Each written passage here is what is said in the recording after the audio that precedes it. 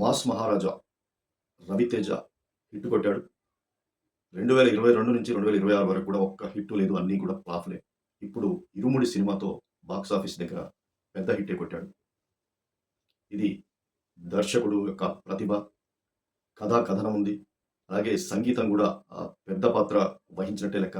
ఇందులో హీరోయిన్‌గా నటించినటువంటి అమ్మాయి చాలా అద్భుతంగా పల్లెటూరు అమ్మాయికి చాలా ఒదిగిపోయిందని చూసిన ప్రేక్షకులు ఆమెకు కూడా మార్కులిస్తున్నటువంటి పరిస్థితి.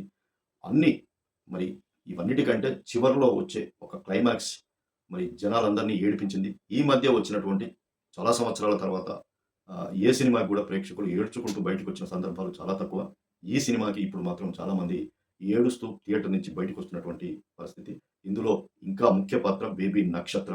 ఆ నక్షత్ర చనిపోయినటువంటి సీను మరి అందరినీ దుఃఖసాగరంలో ముంచెత్తి సినిమాని బంపర్ హిట్ చేసినటువంటి పరిస్థితి. క్లైమాక్సే.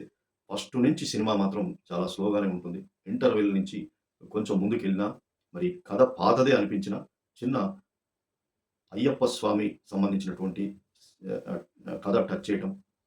అలాగే ఈ మాస్ హీరో అయినప్పటికీ ఆయన ఇమేజ్‌ని పక్కన పెట్టి స్టోరీకే ఓటేసి సినిమా చేశాడు అనేది అందరికీ అర్థమవుతుంది.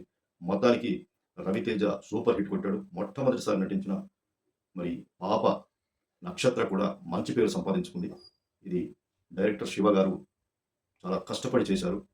ఈ సినిమా ఇంకా చెప్పాలంటే చిరంజీవి గారి సినిమా 'మనశంకర వరప్రసాద్‌కి' బుక్ మై షోలో బుక్ అయినటువంటి టికెట్లు 30,000 టికెట్స్ అయితే ఇప్పుడు 'ఇరుముడికి' 32,025 లక్షల టికెట్లు బుక్ అయ్యాయి ఈ టైమింగ్‌లో.